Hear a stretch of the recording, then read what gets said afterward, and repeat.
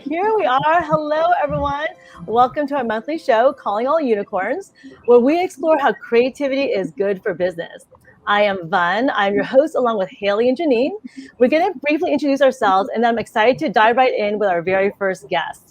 So again, my name is Vân. My company is called WorkSmart. What I do is I do team and leadership development all through the lens of creative integration, which basically means I bring creativity, play, and experiential learning into all of my programs. Hailey. Awesome. Yes, I'm so excited to have our first guest.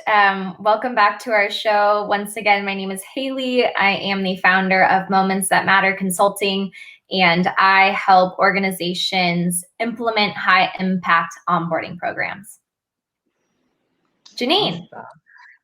Hi, I am Genein, your intercultural creativity specialist. I run a show called Create and Grow Rich podcast, but this is the Calling All Unicorns, and I have a company called Cafe Strategies, where we specialize in intercultural creativity, which is the intersection of inclusion training and also creative thinking training for leadership and teams.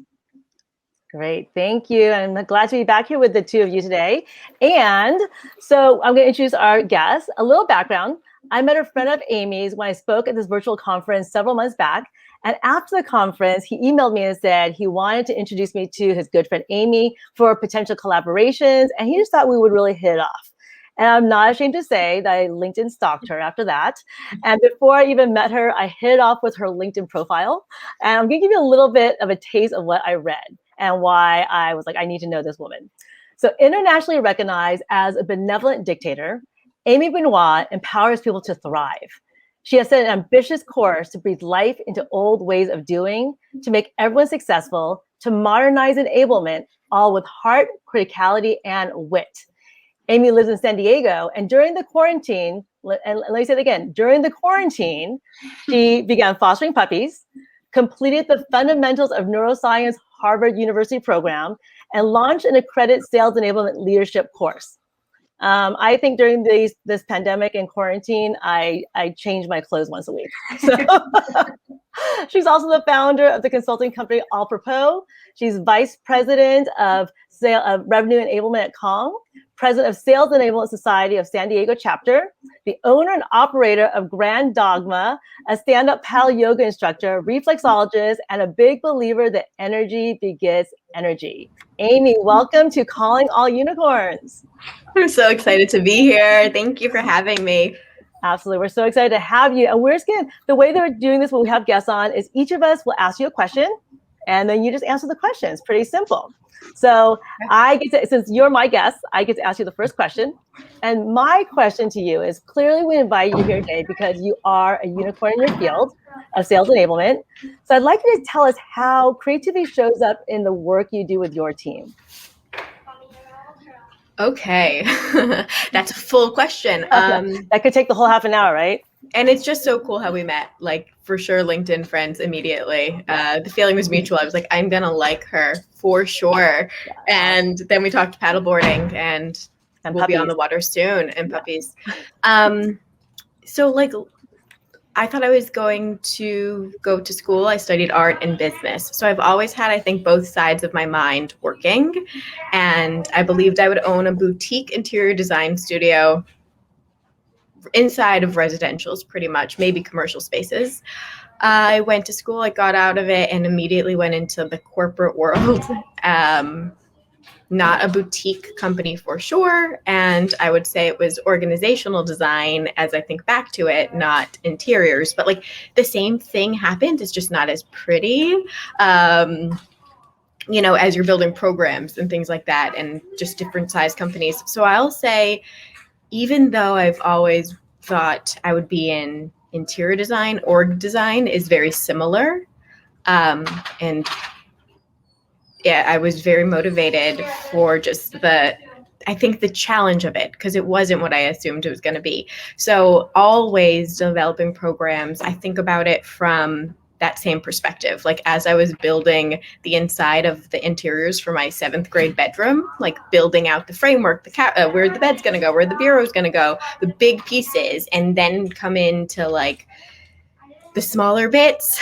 I think just program design is similar to that. And with enablement, it's all about curiosity and being able to open the mind and think differently, solve problems that you don't know how to solve because we've never done that this way. We don't know how to talk to the customer about this, but let's think about it. And it's always changing, which I like. There's never a program that just sits forever. It's like, what did we learn from that? How do we build something more? All right, how do I measure it? All right, now back to the build. And the like using what you've done before and just taking a look at it, and with the people changing and the processes changing, it can go completely different. And that to me is all creative, and the challenge and the like fun of it, if you will.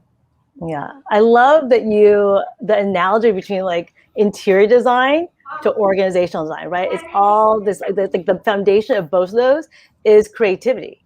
Yeah, I mean, a little more challenging organizational design because you're working with people and personalities, but the same concept of how do you draw things together that maybe other people don't see as matching, right? Or other people can't see bringing these things together, but you're able to do that in interior design and in design with humans. That's great. Is there anything else you want to talk about that topic, or we can move on to your next question? I think you hit on it, right? Like fundamentally, we have infinite creativity. And so using it the ways that we want to use it, or taking things that we've done or that seem out of the box, but then using them in the box, right? Like it's a lot of just being able to take that box that your kid plays with that's actually just a refrigerator box, and being able to be like, oh my gosh, this is a race car. Oh my gosh, this is, my boutique interior design studio. Right. So sometimes we just have to go back in and be like, I have it. I just have to think about this differently. And that's like the connection. Oh, you'll love my icon that I had to build for you. But it's all about interconnection. Like, how do these pieces come together? Absolutely. So I guess I have just one short follow-up question is, so that's something that you're able to bring and show your team. Do you find just by showing them and sort of living that way and acting that way and demonstrating to them helps them do the same thing? Or is it more of a direct, you have to share that skill and teach them how? Yes. And I think it's a bit of both. Yeah. From like adult learning and just how the brain works scientifically, you can definitely enable creativity. And that's what I like to do, right? Like think about this through like selling through more of an intellectual curiosity versus just do this exactly the way that I think about it. And that's almost why when I have, new teammates that I'm working with, I try to hold the things that I've done back.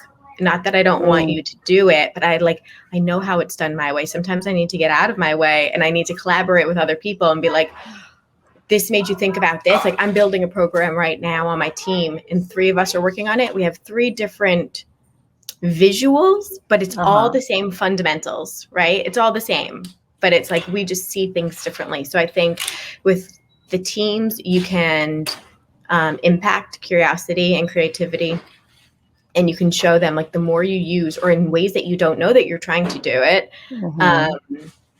that makes you do it more and not be as like, I can't do it differently, or I know this way works and this is great, but we have to iterate. There's a software development called Agile, and you develop through like agility, flexibility versus the standard way that was just big and clunky. And that's what I think all programs have to be, like you do a little bit, the thing that needs to happen right now, you see how it's working, you collect feedback, you build again. And like all that to me is challenging your muscles of creativity. Like do it different always, It's not going to be a one-stop shop. Yes. And what I love is the fact that as a leader, you're like, I'm not just going to tell you how it's been done, but I'm going to let you come to it for yourself. And what I love about that is it leads right into Janein's question, this whole idea of good ideas can come from any level of your organization, right? We're all creative. Good ideas can come from anyone. And it takes a really confident leader to say, I'm going to let you explore it for yourself, because we bring different perspectives into everything we do. So with that, I'm going to let Genein ask her question. Oh, there's so much there. You're hitting on so many points that we have done a lot of research on. First of all, I too am a brain nerd. I even have a brain with me and I carry it around. Vaughn knows I'm all about the brain research. But the brain says, well, the prefrontal cortex, here's what's going on. So I'm so happy. I definitely am going to learn more about the program that you did. But my specialty is intercultural creativity. So how does culture, and not just ethnic and national culture, but different groups of lived experiences, how does culture affect our creative thinking internally? But also, how does culture affect our ability to, give ideas, transfer ideas, take in ideas, and create and innovate with ideas?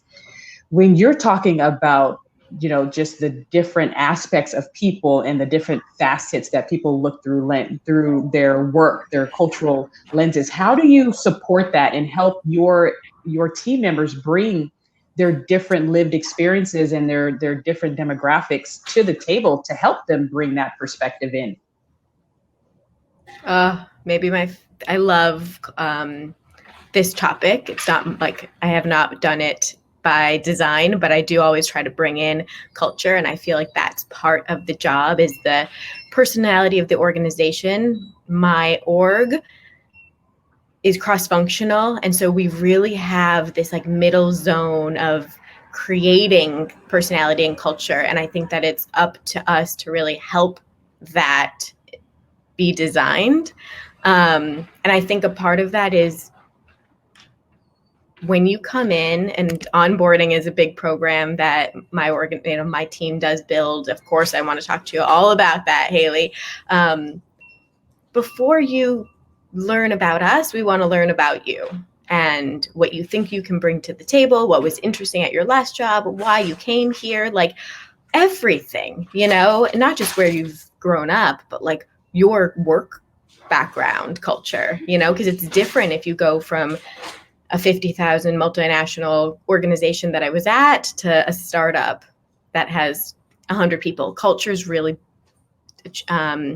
challenging, right? So I want to know and get to know you, and also as a person, because that's just who I am.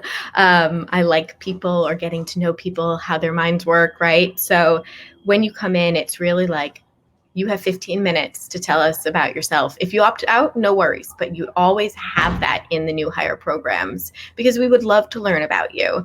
And we'll share about us, and that can be however they take it, right? So I think that inherently we have everyone has the attributes of creativity. That's not different.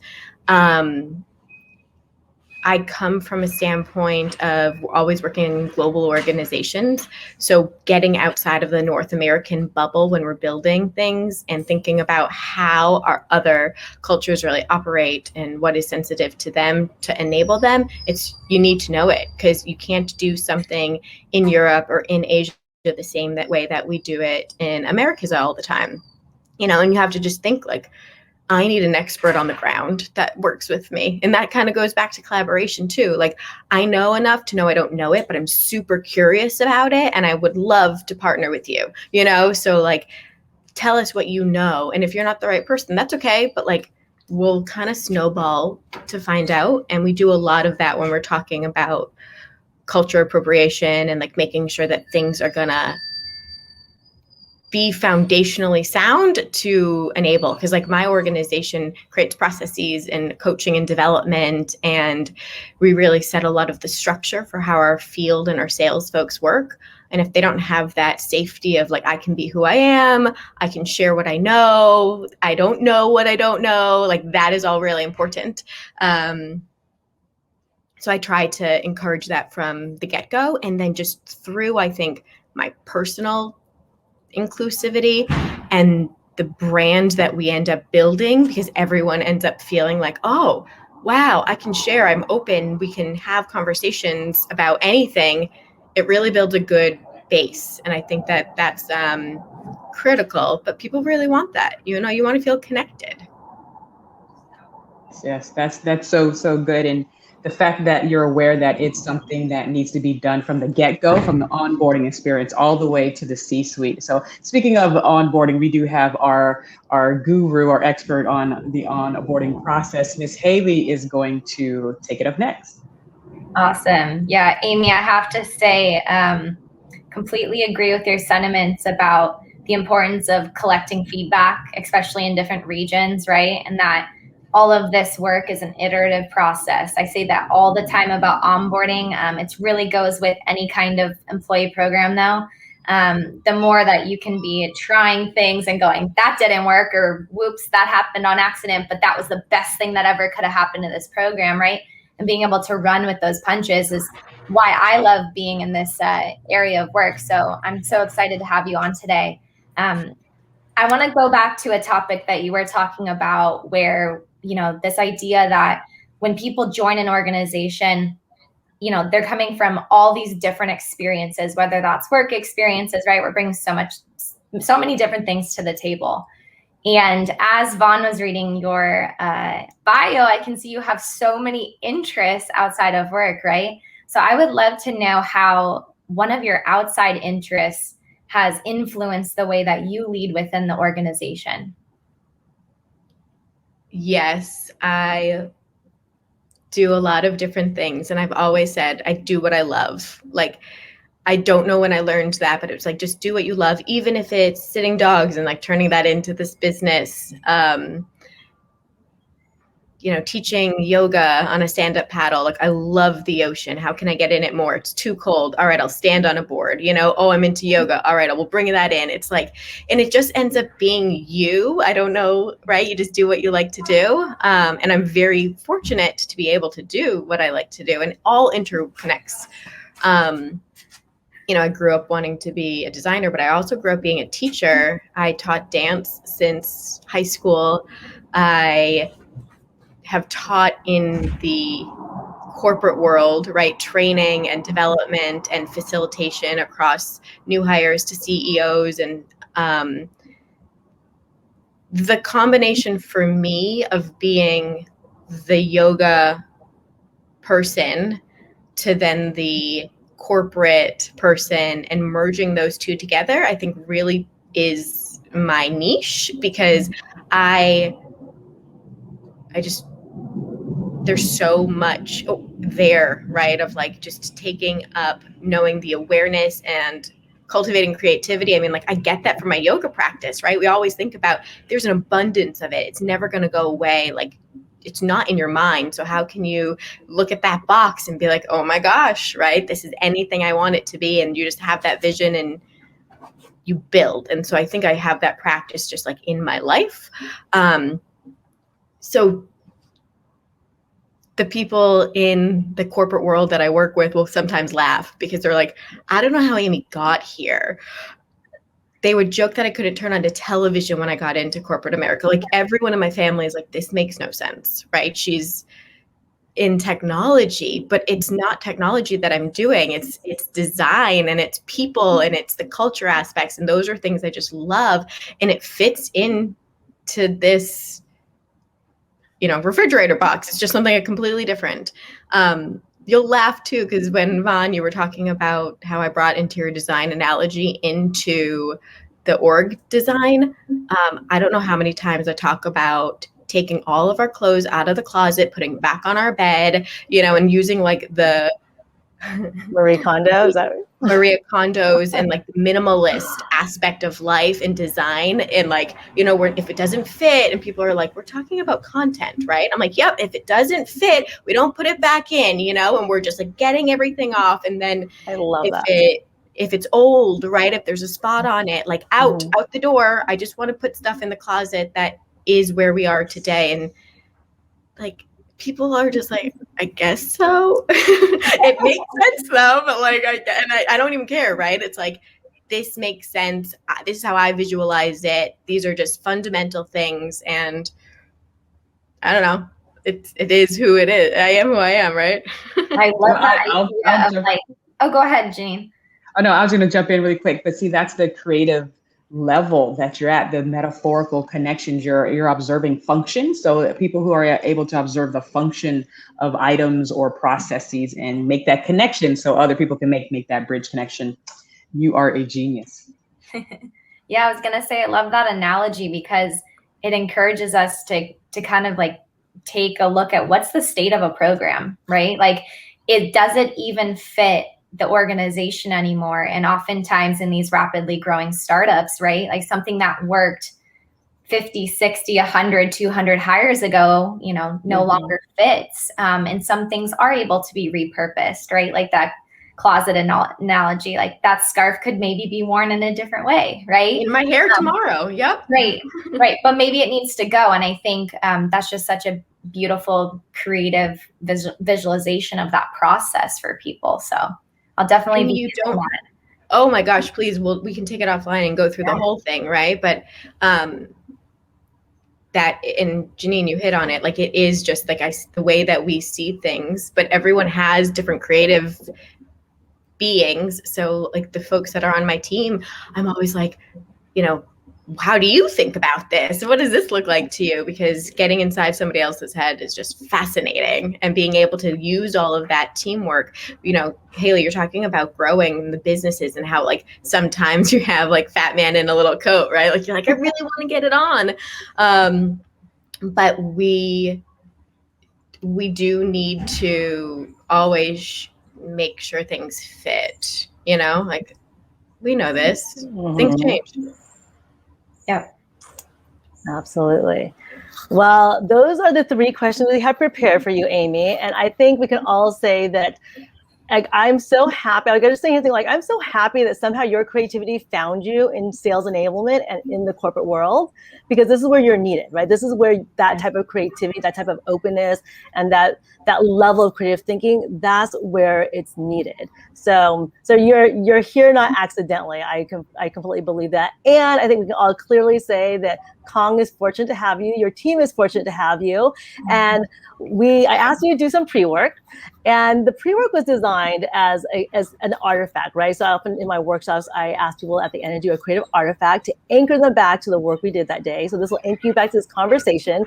And then also the idea of honoring yourself and your superpowers, your leadership qualities. So I asked you to sketch your workplace superpower. So do you have that sketch, and we'd like to share it now? Yes. I'm embarrassed to show you this one, but I can. Yes, I love it. Yeah, nice. Thanks. Yeah, it's a work of art, if I'm being honest. It truly is. We're now auctioning it. Anyone want to?